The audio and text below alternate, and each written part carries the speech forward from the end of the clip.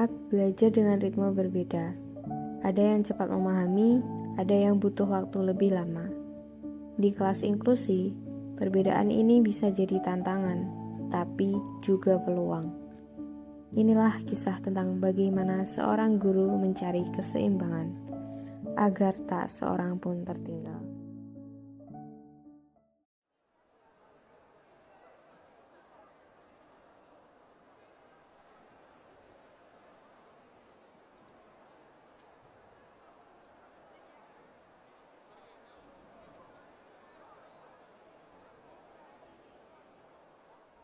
Bu Dewi, saya sudah selesai.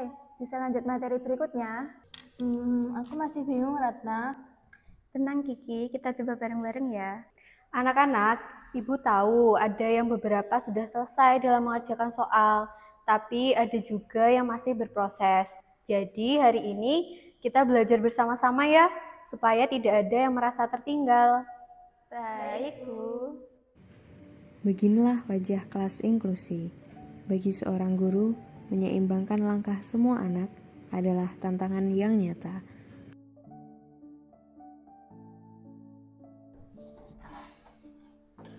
Bu Dewi, saya merasa khawatir si Kiki itu sering merasa tertinggal dan merepotkan teman-teman dan juga ibu. Saya hanya ingin ia belajar dengan bersemangat, Bu, bukan merasa kalah sejak awal. Saya mengerti, Bu. Memang terkadang saat saya berusaha untuk menyesuaikan dengan Kiki, itu ada beberapa murid lain ingin lebih cepat untuk melanjutkan materi. Saya paham sulitnya Bu Dewi. Saya hanya ingin berpesan bahwa semangat anak itu jauh lebih berharga daripada sekedar cepat menyelesaikan pelajaran. Kalau saya ikuti murid yang cepat, Kiki akan tertinggal.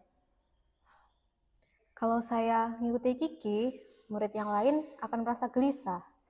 Apa ya yang harus aku lakukan? Seorang guru sering berada di tengah dilema, namun bukan kecepatan yang paling penting, melainkan bagaimana setiap anak merasa dihargai. Oke anak-anak, jadi hari ini kita akan belajar menggunakan metode kelompok ya. Di sini nanti Ibu akan bagi kalian menjadi beberapa kelompok.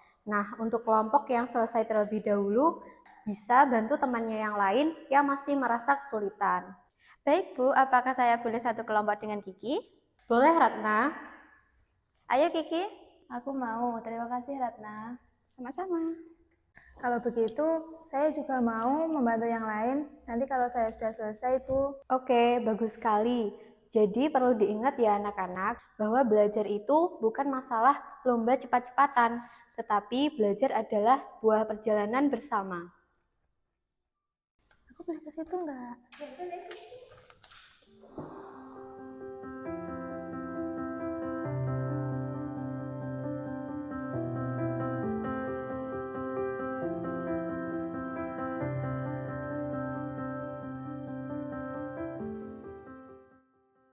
Nah, kalau kita saling bantu, belajar itu menjadi lebih mudah. Iya, aku juga sadar. Tidak apa-apa melambat sedikit.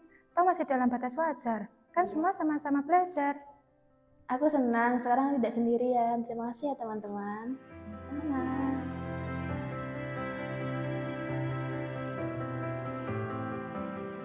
Saya pun belajar dari kalian hari ini. Menjadi guru bukan soal siapa yang tercepat, tapi bagaimana semua merasa bagian dari kelas ini.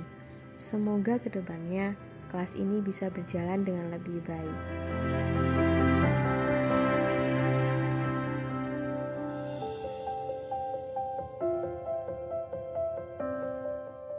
Di kelas inklusi, perbedaan adalah kekuatan.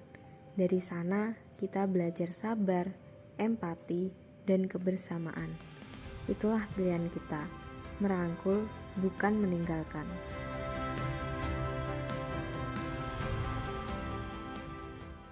Dari sini, kita dapat belajar bahwa profesi guru bukan hanya menyampaikan ilmu, tetapi juga menjaga keadilan, kesabaran, dan empati dalam mendidik. Seorang guru dituntut untuk mampu merangkul setiap perbedaan, menjalin komunikasi dengan orang tua, serta melakukan refleksi diri demi kemajuan bersama. Etika profesi guru tercermin dalam tanggung jawab, keadilan, dan kasih sayang, sehingga pembelajaran bukan lagi sekedar mengejar kecepatan, melainkan perjalanan untuk tumbuh bersama dalam kebersamaan.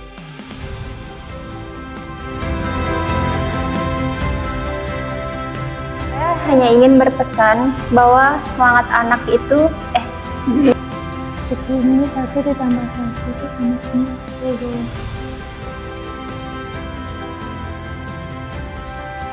10. Nanti kalau saya sudah selesai Bu.